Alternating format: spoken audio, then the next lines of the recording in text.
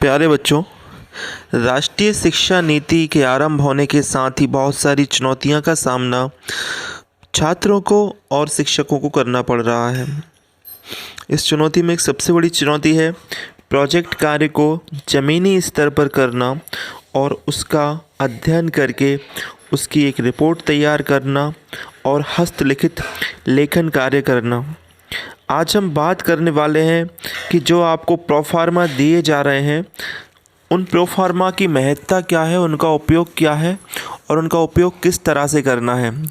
जो आपके सामने स्क्रीन पर पहले नंबर का फॉर्म दिख रहा है जिसके सबसे ऊपर दाहिने साइड लिखा हुआ है जीवन। इस फॉर्म को सबसे पहले जब छात्र अपना ग्रुप बना लेते हैं कम से कम 4 या अधिकतम 6 लोगों का और टॉपिक डिसाइड कर लेते हैं, तब उनको इस बात का ध्यान रखना है कि उनका टॉपिक किस संस्था से संबंधित है, क्या वो संस्था उनको इस कार्य करने में सहायता करेगी, प्रशिक्षण देने में सहायता करेगी। जब ये तय हो जाता है तो इस फाइल को, इस पहले वाले प्रोफार्मा को भरकर जिसमें लिखा हुआ है प्रति और खाली स्थान में उस संस्था के अध्यक्ष, उस संस्था के सर्वोच्च पदाधिकारी का नाम डालकर और संस्था का स्थान डालकर अपने टीजी से जो पर्यवेक्षक हैं जिनके अंडर में आपको काम करना है, इस पत्र पर सभी प्रतिभागियों के नाम लिखकर, सभी छात्रों के, जैसे 6 लोगों का ग्रुप है तो 6 लोगों के यानी 6 छात्रों के नाम लिखकर आपका टॉपिक क्या है वो टॉपिक लिखकर, बैच कोड क्या है और टीजी ने आपको ग्रुप नंबर क्या दिया है, यानी पहले नंबर पर बैच कोड, फिर ग्रुप नंबर, फिर टॉपिक का नाम, फिर 6 छात्रों का नाम मोबाइल सहित और फिर आपके टीचर गार्जियन के साइन होंगे जो कि बाईं साइड खाली जगह में होंगे। उसके बाद आपको इस प्रपत्र को प्राचार्य जी के साथ सामने ले जाना है और उनसे हस्ताक्षर करवाना है और सील लगवाना है। इस प्रपत्र को आपको जो पूरी पीडीएफ है पहले निकलवा लेना है। जब आप निकलवा लेंगे तब एक एक फॉर्म का आप उपयोग कर पाएंगे। तो हमने बात की कि साइन सील हो जाएंगे, फिर संबंधित जिस संस्था में या जिस संस्थान में जाकर आप कार्य कर रहे हैं उस संस्थान को आपको ये प्रपत्र सौंपना है। वहाँ से जो दूसरे नंबर का प्रपत्र आपके सामने है जिसकी फ़ोटोकॉपी आप निकलवा के दूसरे जो संस्थान है जहाँ पर आप गए हैं उनसे पूरा फॉर्म भरवा लेंगे। इस फॉर्म में आप देख सकते हैं कि संस्था का जो प्रशिक्षक है उसका व्यवसाय का नाम या पंजीकरण संख्या ये सब उसमें आएगी। दूसरे नंबर पर संस्था का स्वरूप, वो निजी है, शासकीय है, अर्धशासकीय है या अन्य है, ये वो संस्था ही भर पाएगी, ये छात्र नहीं भर पाएंगे क्योंकि इसकी जानकारी संस्था के सदस्यों को या संस्था के पदाधिकारियों को होगी। संस्थान के मार्गदर्शन क्षेत्र का नाम, तो किस क्षेत्र में वो आपको मार्गदर्शन करने के लिए एलिजिबल है, पात्र हैं, उसका यहाँ पर वर्णन होगा। संस्थान के अंतर्गत विभिन्न पदों पर कार्य करने वाले व्यक्तियों की संस्था, तो उस संस्थान में जितने व्यक्ति कार्य कर रहे हैं उनकी संख्या आएगी। अधिकारी कर्मचारी वो भी वो संस्था के जो अधिकारी हैं वो ही भरेंगे। अधिकतम विद्यार्थियों की संख्या, जो छात्र आप गए हैं 4 या 6 वो संख्या आप इसमें भरेंगे। संस्थान के प्रशिक्षण उपरांत संगठित या असंगठित क्षेत्र में रोजगार की संभावना, जो प्रशिक्षण लेने आप गए हैं किसी संस्था में उसके बाद आपको किस तरह के रोजगार की संभावना है, किस तरह का रोजगार आपको मिल सकता है। अगर कोई अतिरिक्त जानकारी हो तो वो इस फॉर्म में भर सकते हैं। ये फॉर्म G2 कहलाता है, ठीक है। इसके बाद जो तीसरे नंबर का फॉर्म है, पहला फॉर्म आपने संस्था को दिया, दूसरा फॉर्म संस्था ने आपको दिया पूरा भर के, जो कि आप महाविद्यालय में लाकर अपने टीजी को जमा कर देंगे।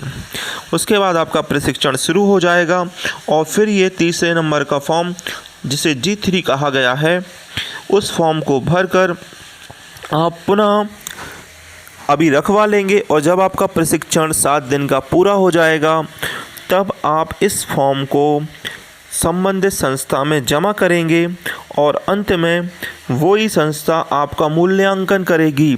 मूल्यांकन से तात्पर्य यह है कि आपका एक प्रकार से परीक्षा होगी और उस परीक्षा को आपकी उपस्थिति, आपका परफॉर्मेंस, आपके द्वारा किए गए कार्य जिस निष्ठा से किए गए हैं, उन सब का मूल्यांकन उस संस्था के द्वारा किया जाएगा। ये 4 फॉर्म अनिवार्य रूप से आपको कंप्लीट करना है। 2 फॉर्म तो तुरंत करना है और 2 फॉर्म आपको आखिरी में जब प्रशिक्षण हो जाता है तब कंप्लीट करवाना है। अब हम बात कर लेते हैं कि C1 की। ये C1 क्या है? जिन छात्रों का सामुदायिक जुड़ाव और सेवा का क्षेत्र है, जिन्होंने सामुदायिक जुड़ाव और सेवा चुना है, वो C1 फॉर्म का उपयोग करेंगे। C1 फॉर्म का प्रिंट आउट निकालना आवश्यक नहीं है, लेकिन इसके मार्गदर्शन में ही आपको कार्य करना है। जो पहली अपने हाथ से सभी लोग अलग अलग रिपोर्टें बनाएंगे, तो उनको इन बिंदुओं के आधार पर रिपोर्ट तैयार करनी है, जिनमें पहला बिंदु है सेवा कार्य का क्षेत्र, यानी जिस क्षेत्र में आप सेवा कार्य कर रहे हैं, यानी समाज सेवा के क्षेत्र में कर रहे हैं, शिक्षा के क्षेत्र में कर रहे हैं, स्वास्थ्य के क्षेत्र में कर रहे हैं, उन सब से संबंधित टॉपिक सबसे ऊपर लिखना है। फिर कार्य का विवरण, जो कार्य आप कर रहे हैं। फिर लिखना है संबंधित कार्यालय, जिस कार्यालय में आप करने के लिए गए हैं। फिर लिखना है उद्देश्य और प्रासंगिकता, मतलब आपका उद्देश्य क्या है ये सब कार्य करने का, और दूसरा इसकी प्रासंगिकता क्या है। तो ये जो पहली रिपोर्ट है उसके बिंदु दिए गए हैं, इस आधार पर रिपोर्ट बनना है। सभी छात्र ये पहली रिपोर्ट 500-500 शब्दों की अलग अलग बनाएंगे और दूसरी रिपोर्ट भी वो अलग अलग बना सकते हैं, चूँकि मार्गदर्शन दिया गया है कि अलग अलग ही बनाना है। लेकिन अगर किसी को बहुत ज़्यादा परेशानी है अलग अलग बनाने में, तो यहाँ से बताया जा रहा है कि आपको जो 16 बिंदु इसमें दिए गए हैं, उन 16 बिंदुओं को 6 लोग आपस में बांट लेंगे। पहले से लेके 7वें और 8वें तक सिर्फ पत्र लगाना है।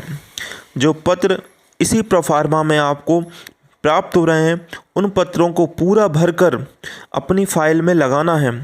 तो पहले से 8वें तक का काम किसी एक को सौंप सकते हैं कि वो पूरा पत्र लगाने का, व्यवस्थित करने का और सबको भरवाने का कार्य करें। दूसरा जो 9 से लेके 11 तक है, वो आप दूसरे किसी को सौंप सकते हैं। 12-13 किसी और को सौंप सकते हैं, 14-15 किसी और को, और 16 जो निष्कर्ष निकलेगा वो किसी और को सौंप सकते हैं। ऐसा आपका काम आपस में आप लोगों को विभाजित करना है।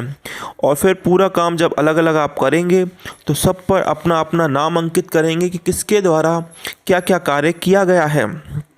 सबका अपना काम मौलिकता को ध्यान में रखते हुए होगा। इसमें किसी की हेल्प नहीं लेनी, सबको अपनी अपनी हैंड राइटिंग में लिखना है। उसके बाद पूरी एक फ़ाइल बनाकर अलग अलग पेजों की जब एक मेन फाइल बन जाएगी, तो इसको स्पाइरल करवाकर महाविद्यालय में शीघ्र जमा करना है। तो जिन छात्रों को अभी तक ग्रुप नहीं बने हैं, वो तत्काल ग्रुप बनवा लें, क्योंकि जो आपकी रिपोर्ट है वो शीघ्र ही विश्वविद्यालय भेजी जाएगी। अगर ऐसा नहीं होता है तो आप अनुपस्थित हो सकते हैं, जिससे कि आप परीक्षा फॉर्म भी नहीं डाल पाएंगे और परीक्षा से वंचित हो सकते हैं। हम बात कर रहे हैं घोषणा पत्र की। ये जो फाइल है आपकी 2000 शब्दों की, इसमें देखिए दूसरे नंबर का जो पॉइंट है वो घोषणा पत्र का है। तो उसमें ये घोषणा पत्र लगेगा, जिसमें सारे छात्रों की संख्या आएगी, उनके नाम आएंगे, उनकी कक्षा आएगी और उनके हस्ताक्षर आएंगे। ठीक है, इस फॉर्म को दूसरे नंबर पर लगाना है और अपने प्रोफेसर से, जो आपके टीजी हैं, उनसे इसमें साइन सील करवाना है। दूसरा है कार्य की पूर्णता का प्रमाण पत्र। इस फॉर्म को भी निकाल के रख लेना है। ये वो संस्था आपको देगी जहाँ से आपने काम पूर्ण किया है, और इसको भी आपको उस 2000 शब्दों की रिपोर्ट में संलग्न करना है। तीसरा है आभार। इसमें भी सभी छात्र आभार करेंगे उस संस्था का जिसके अंडर में उन्होंने कार्य किया है, और इसमें सारे विद्यार्थियों की संख्या, ये पूरे कॉलम भरा जाएंगे। इनको आप सबको टाइप करवा के अच्छे से व्यवस्थित सभी छात्रों के नाम अपने हैंड राइटिंग में लिख के, अपनी कक्षा अपने अपने हैंड राइटिंग में लिख के जमा करना होगा। अनुक्रमणिका ये एक ऐसा विषय है जो आप किताबों में देखते हैं कि पहले या दूसरे पेज पे अनुक्रमणिका दी होती है, जिसका मतलब होता है कि प्रत्येक अध्याय किस पेज नंबर पर है ना। तो सभी का जो आप थीसिस बना रहे हैं, जो आप रिपोर्ट बना रहे हैं, इसमें भरना होगा कि आपने किस टॉपिक को किस पेज नंबर पर लिखा है। इस तरह से पूर्ण करके आपकी एक प्रोजेक्ट फाइल जो कि 2000 शब्दों की है वो पूर्ण हो जाएगी और आपका कार्य पूर्ण हो जाएगा। जय हिंद। और जिन्होंने अभी तक चैनल को सब्सक्राइब नहीं किया है तो वो कर सकते हैं। सभी बने रहें, सभी स्वस्थ रहें।